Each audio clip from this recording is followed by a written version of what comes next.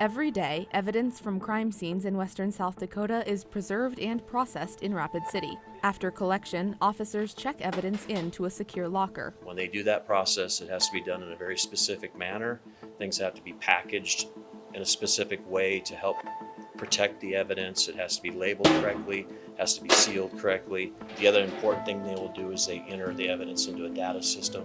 In that data system, all the pertinent information associated with that piece of evidence is recorded, including where it was found, who collected it. Then the evidence is removed and taken to the warehouse, with each transfer being documented. Right now, our evidence warehouse has approximately 50,000 pieces of evidence.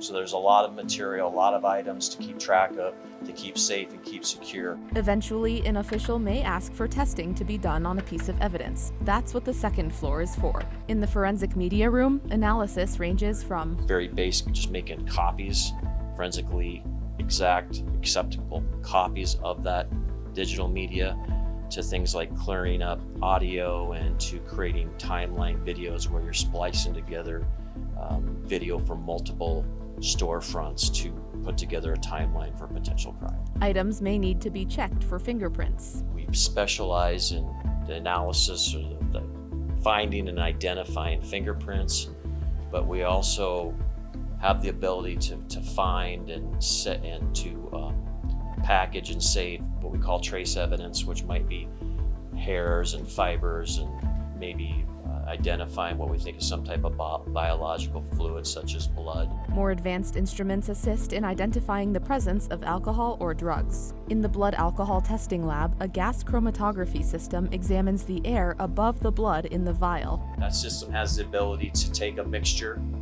of chemicals and separate it and then detect them one at a time as they enter a detector.